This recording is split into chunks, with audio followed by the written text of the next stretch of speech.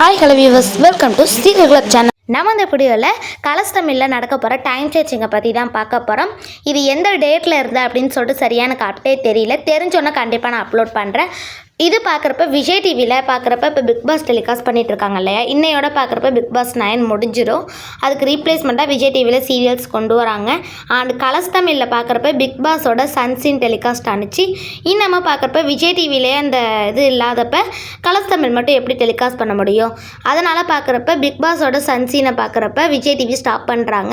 And அந்த டைமிங்கில் இன்னமே அதே கண்கள் சீரியல் தான் டெலிகாஸ்ட் பண்ண போகிறாங்க 1.5 மணி நேரம். ஆல்மோஸ்ட் விஜய் டிவியில் பார்க்குறப்ப இந்த சீரியலோட ரிப்பீட் போயிட்டு இருந்துச்சு. இப்போ கரெக்டாக அந்த சீரியல் போயிட்டுருக்கா அப்படின்னு சொல்லிட்டு எனக்கு தெரியல.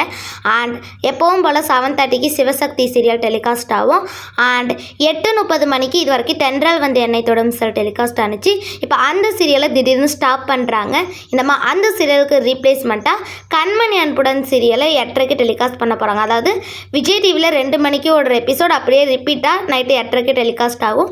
அண்ட் 9 மணிக்கு பார்க்குறப்ப தென்றலை மெல்ல பேசு 2:30க்கு ஓடுற எபிசோட் அப்படியே நைட்டு 9 மணிக்கு கலர்ஸ் தமிழில் டெலிகாஸ்ட் ஆகும்.